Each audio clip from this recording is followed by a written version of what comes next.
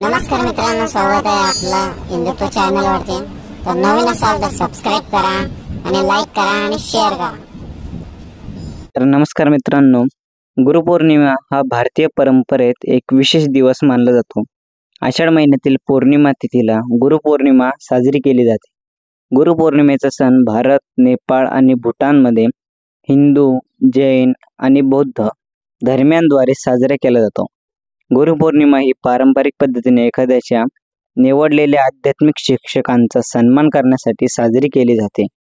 गुरुपूजन करण्यासाठी गुरुर् ब्रह्मा गुरुर्विष्णू गुरुर्देव महेश्वर गुरुर् साक्षात परब्रह्म तस्मै श्री गुरुवे नमः या पारंपरिक श्लोकाचा उच्चार करण्याची पद्धत प्रचलित आहे।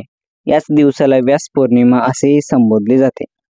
वैदिक परंपरेत व्यक्तिपूजन, ग्रंथपूजन, नाहीतर तत्वांचे पूजन आणि तत्वांचे पालन यांना महत्त्व दिले आहे। गुरु म्हणजे एखाद्या व्यक्तीपेक्षा अधिक ज्ञानी, तापसी, आदरणीय अवस्था असते। गुरु ही कदाचित एखादी व्यक्ती, प्रतिमा, पुतळा असे काहीही असू शकते। महर्षी व्यास ही भारतीय ज्ञान परंपरेत आदरणीय मानले जातात, कारण त्यांनी महाभारत ग्रंथाची रचना केली आहे। त्यांचा जन्म बेटावर झाला असल्याने त्यांना दैवपायन असे संबोधले जाते।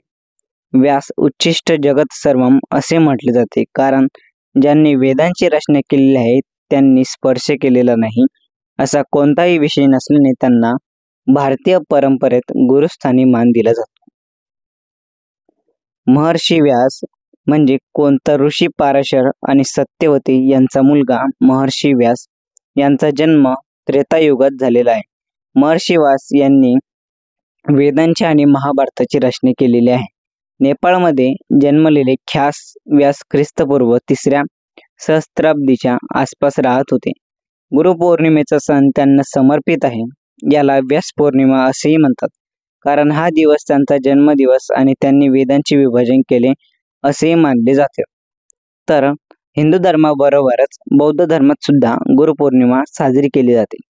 तर बौद्ध परंपरेतील गुरुपौर्णिमा आध्यात्मिक साधनेने बोधी प्राप्त झाल्यानंतर गौतम बुद्धाने सारनाथ येथे आपल्या शिष्यांना पहिले प्रवचन दिले।